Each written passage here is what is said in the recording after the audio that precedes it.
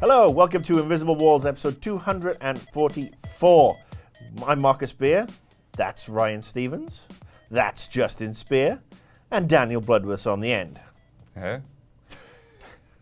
That's a quartet. Yes, I'm telling you, barbershop quartet, that's what we need to do. So, Tomb Raider came out this week. And we were just plowing in, by the way. It actually comes out next week, but they Square for once let us review a game early. Yeah, it arrived at my house this week. And it came here. I mean, yeah, it's out next week. And Justin, you reviewed it. I got to play it and I completed it. And I got to say, I'm liking this reboot. I think. I mean, I know you have some issues with the fact that it's primarily perhaps more combat based, but I got to say, it's the first time in. Well, I don't think it's the combat per se. Well, Well, you go ahead and then I'll. Well, I'll no, yeah. I think it's probably it's one of the best Tomb Raiders and almost enjoyable Tomb Raiders for me in a while. It does feel like you're starting off with this character who is totally green, and the first 45 minutes you feel as if she's like out of her depth or whatever, and then she turns into John McClane in Die Hard. But I really enjoyed it. I think it's certainly the first Tomb Raider I've had the gumption to finish in a long time. When you're saying about like one of the best Tomb Raiders ever, our interns have been playing through Otello for their retrospectives. They seem to hate every single one. Like they are just not enjoying. They're younger guys. Yeah. But yeah, watching them play especially the PS1 ones. Yeah. And everyone thought Tomb Raider 1 and 2 were good games. I think at 3 is when it started to go downhill. But it's funny, like, how could have people ever liked this? Like they can't comprehend a world, right?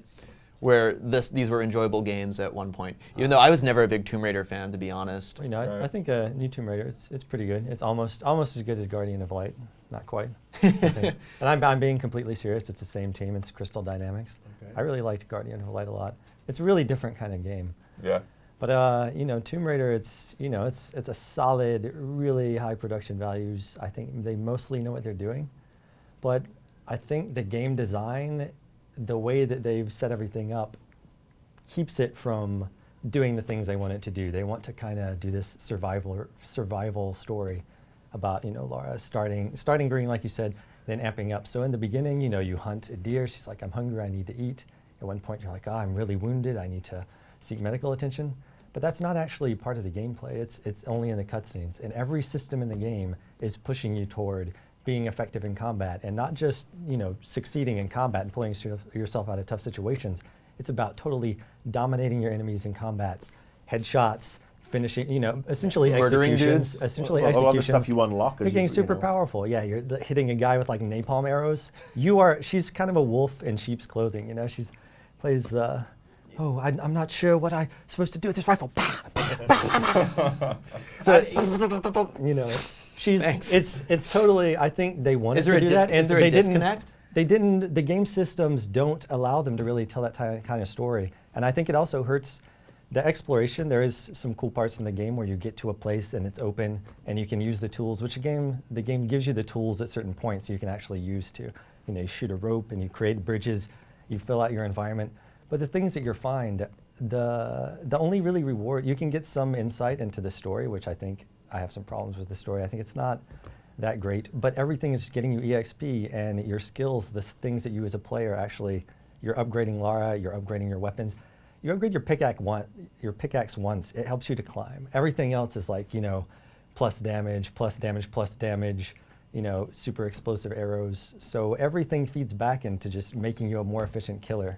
There's hardly any skills that you can, as a player, say, okay, I want to focus more on exploring or surviving.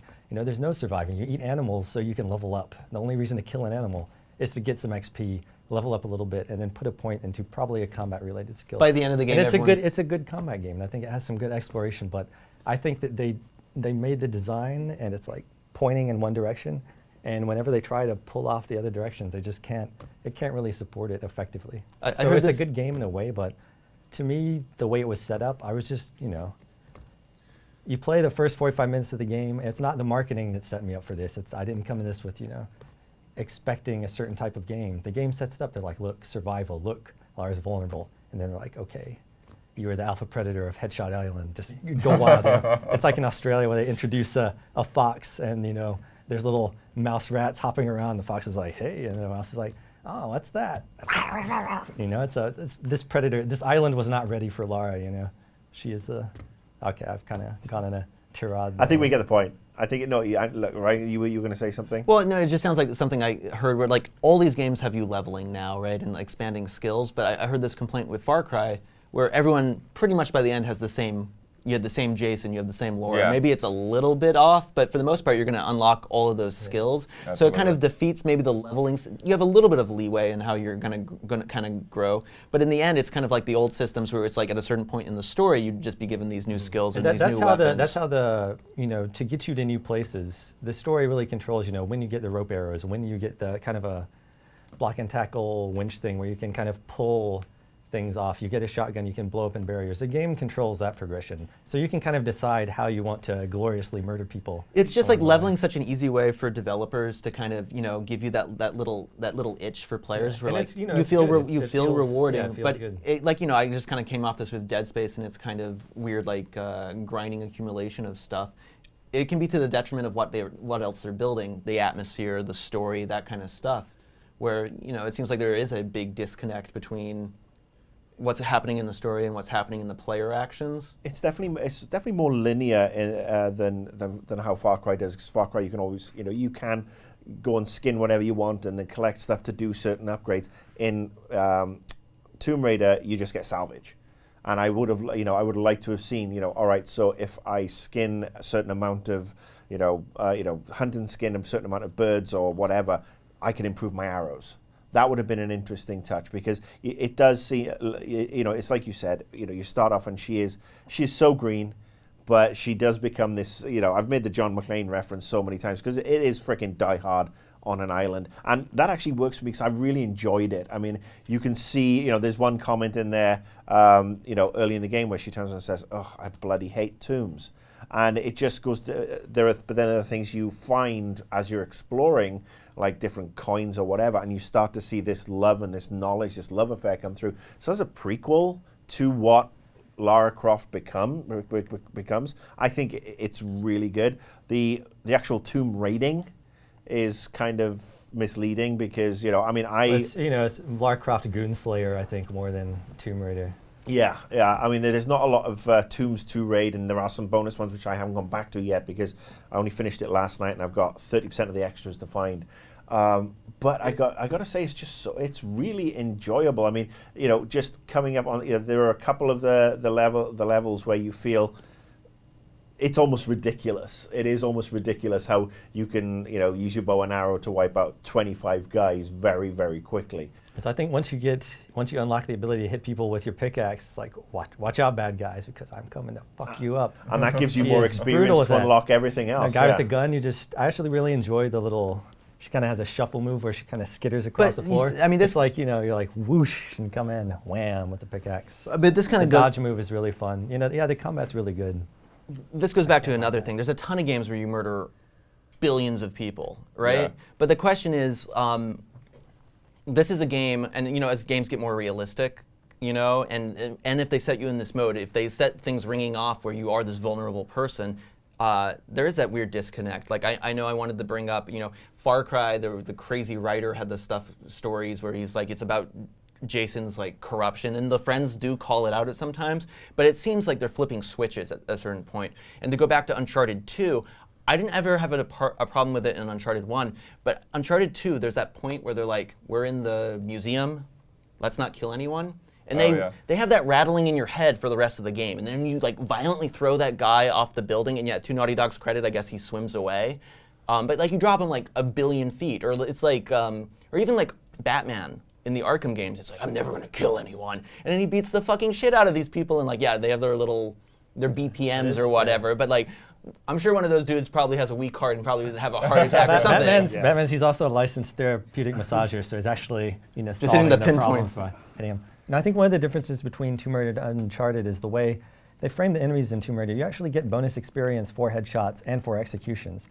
So they're telling you in the game, you're not here to survive. You're preying on these guys. You're taking the experience basically out of their heads. It's not a matter of survival. You're like, I want to level up. And what do you get when you level up? You get even better at killing people. You get gorier executions. You know, you get I really better did ability feel, to kill. But, So I mean- how are you framing these guys? They feel like the victims here. And it's really hard when you watch a Well, I cutscene. wouldn't- Even to a wouldn't lesser go- extent, Come on, if you ever got a stealth kill honest.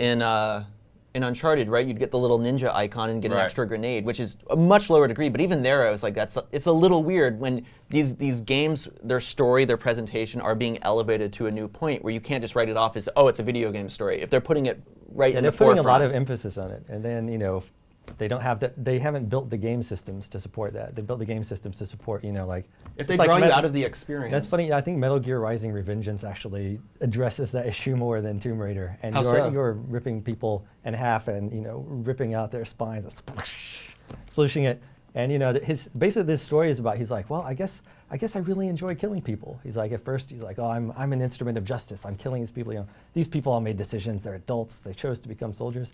And then again, it's a little awkward how they handle it. They're like, hey, maybe these people are forced into this situation.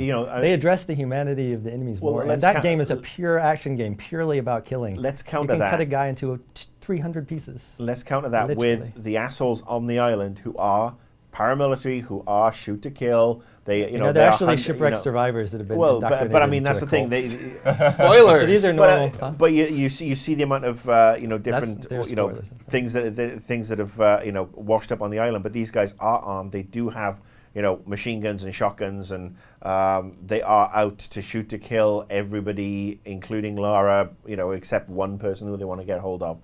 Without again going into spoilers, so they do deserve it. I mean, they are assholes, Oh, of course. and they do paint them it's a as little as weird. the bad guys. I I think they just go to think- great lengths. You find a thing and they're like, they killed all the normal, mild-mannered people that had any semblance of conscience. They only recruited the hardened guys willing to take orders and kill people. And yet there's like 438-year-old guys on the island that's like, Ray Liotta's no escape. you're looking really pretty, Lara. It's like, That is the interesting thing. There were no It's- female. it's There were really no female silly. bad guys. It's It's really like a one-man silly. show. Yeah. There's no one, I think, there's no one that appears to be young, there's no whatever. And I guess, sailors probably, mostly rugged men for the most part.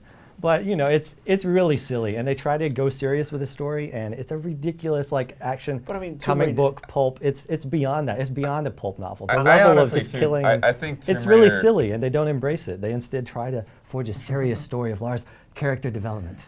Do headshots. I try Blood. to. I think Tomb Raider, to me, the way the setting is set up and being able to scavenge tools and all this, I feel like it lends itself more to being able to do different tricks, like dig a pit and cover it up, or being able to use some kind of tool to wrap a guy up, or I was telling you about what happened to hand shots, shoot the gun out of a guy's hand, and then he can't attack you, and you can get XP for that. That would be awesome. It's just as hard to shoot somebody's hand as to shoot them in their head. Of course, most players, once the gun's out of their hand, they're like, Well, you can do You leg defenseless shots to make bastard. them stumble, and they do unlock some.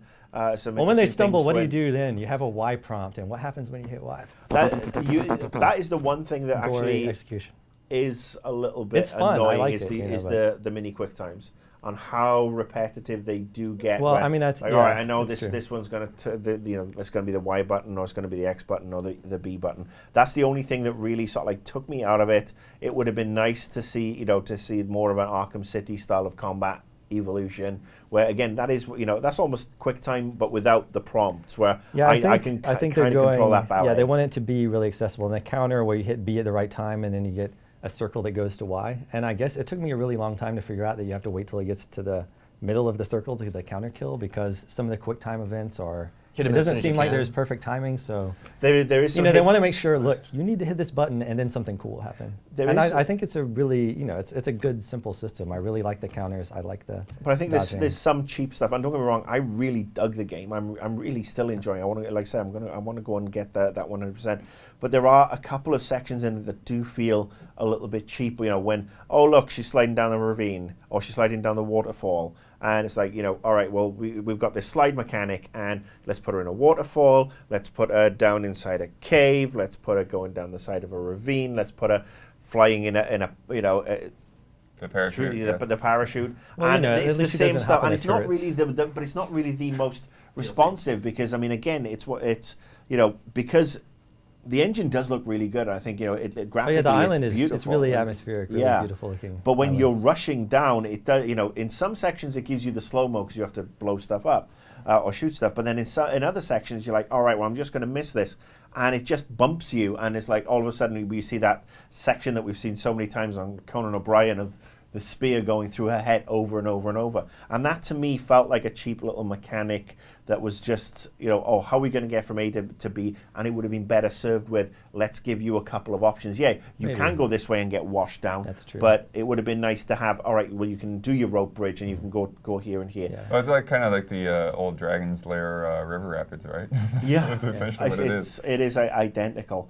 Well, real quick, the other result of that is that you need to teleport between bonfires. Well, I'm thinking Dark Souls, I call them bonfires. Campfires. Give the Lord In vessel. order to, there are some places on the island where you can get from one place to another, but really if you want to go back and explore, you have to teleport because you've gone down this thing or you've run on these platforms which have, dramatically Disintegrated, fallen Right, beneath 'cause you as you the- make a flying leap to the next Because the one. game does have like a lot of optional open Yeah. stuff. So it's right? cool. They do have a sense of things fitting together, and sometimes you'll come out and then you'll see, oh, that's the village I was in, 20 minutes ago, and you can see a landmark, you can see the radio tower in the distance. So I think it's well constructed, and it has a good sense of the island, feeling kind of like a real island.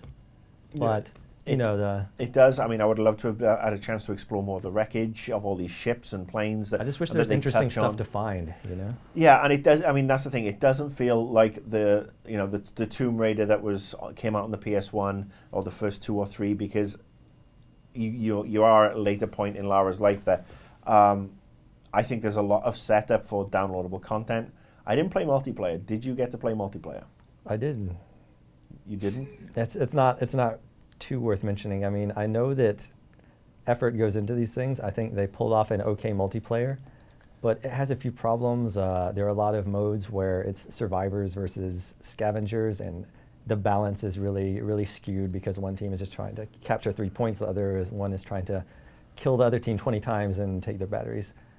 It's got the problem where, when you start, you get a basic version of a rifle, which when you level up, you get just a superior version of that same gun. So you're walking in at a disadvantage to anyone who's higher level. And it's just, why is this stuck to a Tomb Raider game? Did people said anyone it's tacked familiar with on. Tomb Raider, Yeah. who would expect that? Who would think, oh, does it have multiplayer? I mean, I hate to think. Yeah. I got to say, some of the puzzles as I well. wish I would have put the effort somewhere else. Go But it was back a to different those team, puzzles. right? It was a different team, but that's Right. it's hard not to imagine. Couldn't they just take these dollars and stick it in, more interesting collectibles for the island, or work on this other element a little bit? Well, I mean, 'Cause it has a lot of strong elements. They It's could have not had more just time combat. trial stuff for getting through caverns and everything, but that does go. It does go back to the fact that this isn't the Tomb Raider we know, because exploration is there. There's things to pick up, but the actual tombs themselves, I've told you. I mean, I haven't gone back in to get some of the hidden tombs because I didn't have the equipment.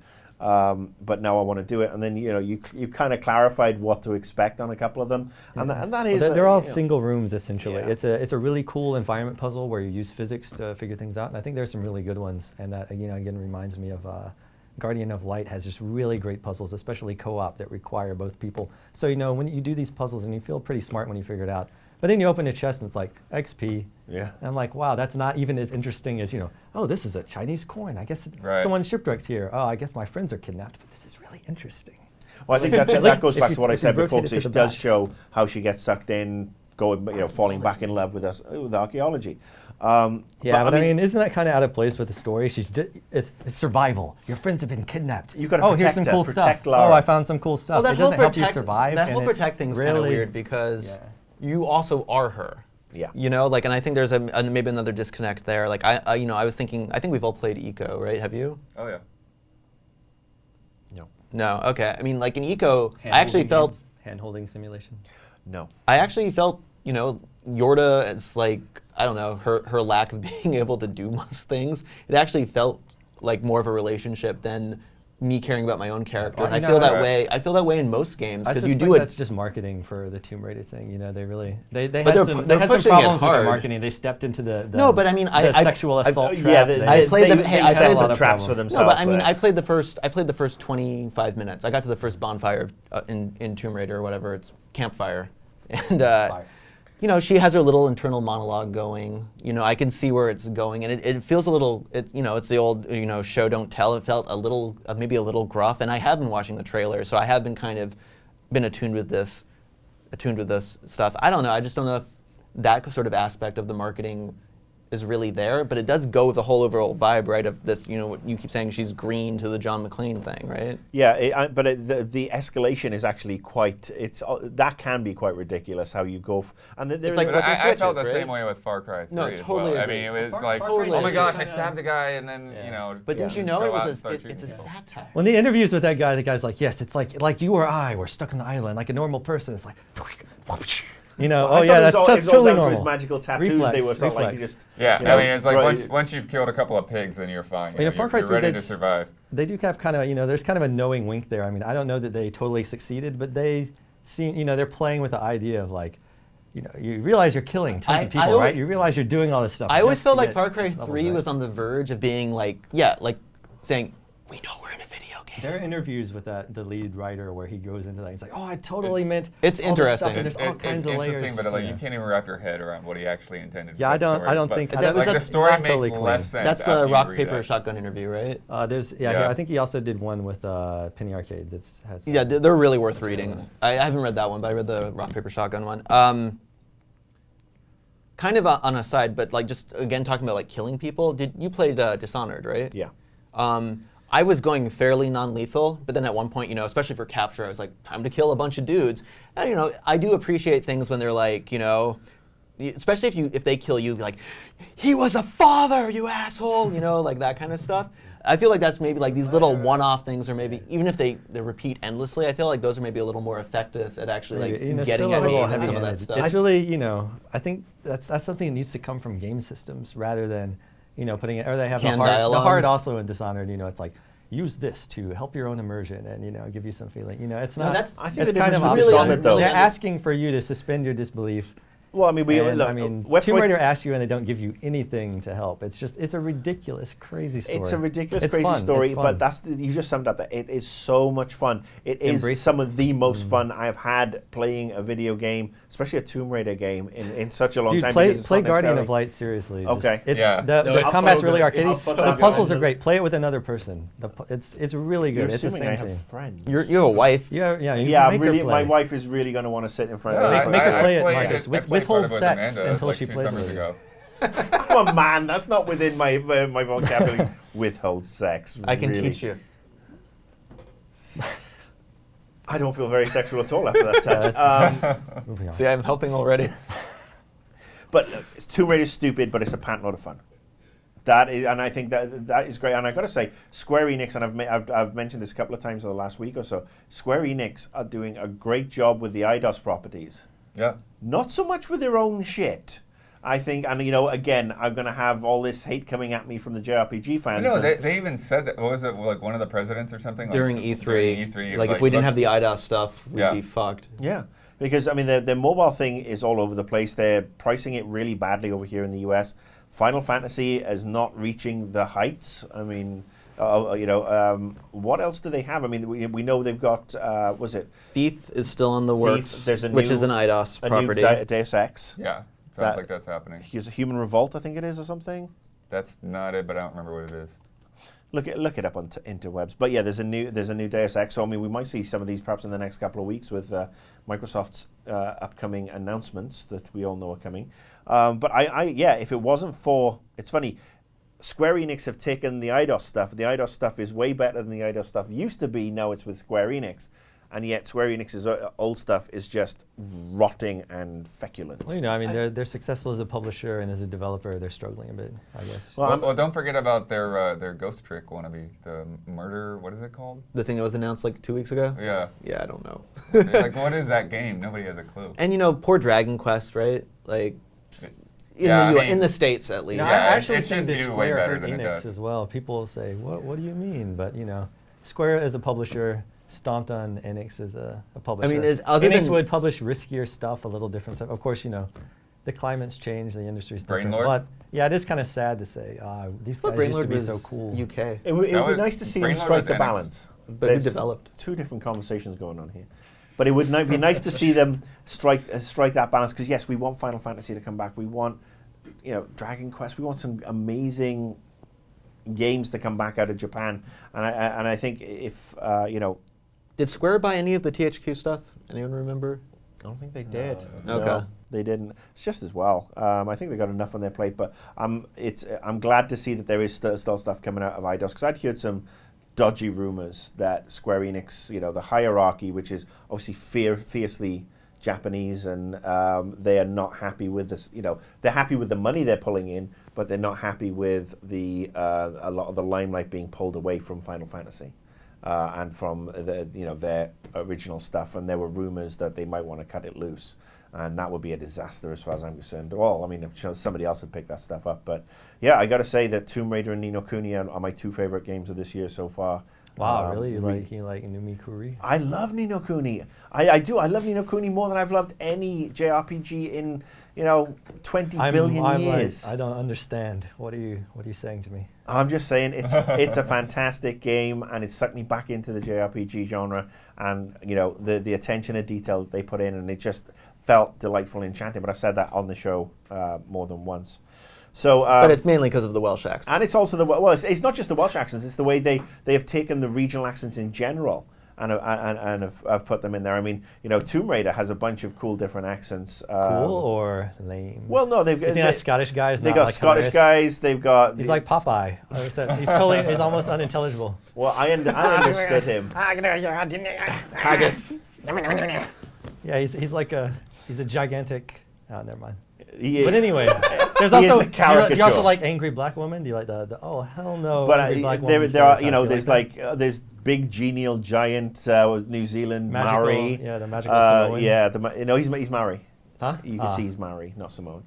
I didn't read that optional piece of text that I Well, no, you must have found that in a all right, thing. so this is the reason I remember my homeland. This is It was the pretty reason I cool. picked up. I'm guessing he's a Maori as opposed to from Samoa, Because he's wearing a New Once Zealand Were rugby Warriors. shirt. He's wearing a rugby shirt with New Zealand rugby shirt on Hey, it. have you seen Once Were Warriors? I That's have. Maori, right? That's awesome. And was it Rapa Nui? Is another one I saw. It's a Whale Rider. Whale Rider. Whale Rider, that was awesome. But isn't he kind of that fun? was from New Zealand. Yeah. These are really thin characters. Though. I mean, they're pretty much. They are cannon fodder in a lot of ways. Well, I mean, isn't that there is kind of- nerdy tech guy, and there is gruff I hope I can mentor. impress Laura someday. But isn't that one of the problems where games try to take a lot from the movies, but a movie's a 2-hour experience for the most parts, and games have to kind of stretch that out over. This is a long game, right? It's probably 10 to 15 hours. Yeah, longer. It took me 20 hours to get to the end. So it does it takes a little more effort to it, to really build out characters for like a longer, it does take effort to do that. And yeah, it is easy to dial in and go into stereotypes or easily identifiable characters that you can remember. I mean, it's fine, right? It's kind of honestly like a little bit of a dorky story, and it does have there's kind of a supernatural twist in it. I think without going into spoilers, I think I'm at least allowed to. But I mean, that to taps hint into at the original Tomb Raider, Tomb Raider games, because it was that original was a Tomb Raider key games part. though, like really kind of kitschy, kind of silly, murdering all the endangered species and doing crazy things and the hypersexualized Laura. And now they're trying to go really serious, but they can't do it. They try to do it, doesn't really work. And hopefully in the next game they'll have laid the groundwork there. Okay, Laura kicks ass and takes names. Let's make a game out of that. Well, right? speaking of the next game, I mean, the game's. I'm still a little confused. I know we talked about this a bit, but like it's quasi open world. Like, is it more? It's more like a Metroid than like a GTA. It's kind of like they're like straightforward Uncharted type, action sequences and places where get from here to there, and then you open up into some hubs. Yeah, I'd say where you can explore the hub. There are a few optional places to go. But, Assassin's you have a Creedy goal. almost in a Smaller zones. It does feel Assassin's Creedy in a couple of ways. There are hubs, Arkham and Asylum. then there are But Yeah. with areas you Yeah. have to unlock a little bit. Like I know the pickaxe, right, and the rope arrows. Yeah, there's certain stuff that's inaccessible until you've. Which isn't spammed really it an as assa- well. which The isn't coolest really an thing to Assassin's me- Creed the calling coolest thing to card, me- but. yeah. No, but I mean, it's got that feel about it, especially with the scaling and everything. But and in a sequel, I mean, would you want them to continue with the kind of the hub stuff, or would I it be wish they better for would've them done to more of just that. focus? No, yeah, I no, think we're all. they, like, they need the can I exploration. quote Miguel? They nailed the combat that? element, but Tomb Raider's a game of levels. did you say that? Yeah, like 5 months ago.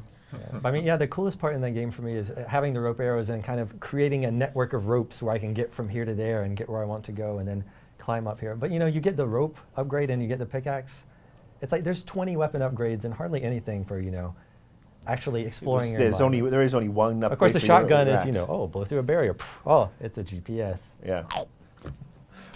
Big Or deal. you go from a rusty old machine gun to grenade. Yeah, it's a I found modern grenade assault launcher, rifle rip, with understood. boom. Yeah. That's how you modify. You stick a grenade launcher on any machine gun. Apparently, you pull it off something else and just glue it. Just go smack and it's on. And look, it's totally silly. It's totally daft in a lot of ways. But again, I can't remember the last time I had so much fun just killing shit, sneaking around. There was one thing that got me going, and you're about 10, 15 hours into the game. Laura is now covered in blood. So the game is very gory. Literally, Literally covered in blood. You are. Yeah, well, you are she blood. takes- blood is all over you. Yeah, she You're in a takes- river of gore. Well, yeah, there's a couple of those Literally. sections. I'm But she not- takes I'm a not misusing it, hammering. literally. She takes an absolute pounding. Is that when the guy right in the I mean, face? yeah, she Well, gets- over the first 15 minutes of the game, she takes a hellacious beating, and then you meet the old man. He's like, "I hurt my leg, Lara," and you're like, "Wow, you." That's still like every video game ever. I know, but it's depending on how serious. Why you didn't wanna they use go. a Phoenix Down on Eris? Huh?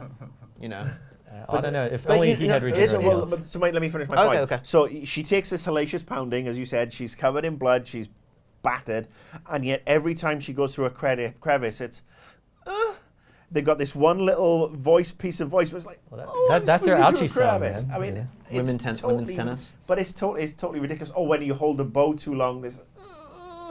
That She's was over kind that a of little bit in the later. the equivalent of that in Far Cry 3 was the freaking skinning animal. It was like, ew, gross. I'm like, you just killed like 30 dudes. Yeah, And you're going to talk about how gross it is to take your like 50th skin off an animal? There's definitely some reused audio effects that needed to be phased out there.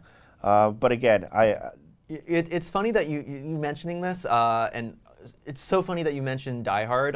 I will freely admit I listened to the Idle Thumbs podcast, and they were talking about this as well. And the thing they kind of brought up is like right in the beginning of the game, you like fall on that little bit of rebarb or whatever, and you're like, ugh, but you're still like running and climbing and Yeah, you gotta everything. yank it out. And the big difference is like there's the kind of like the story stuff, the contextual stuff, and the consequence stuff, and it doesn't matter when you go to gameplay for the most part. And their kind of example was it is like Die Hard, except in Die Hard, whatever his name is, he's like John McClane. No, the other guy.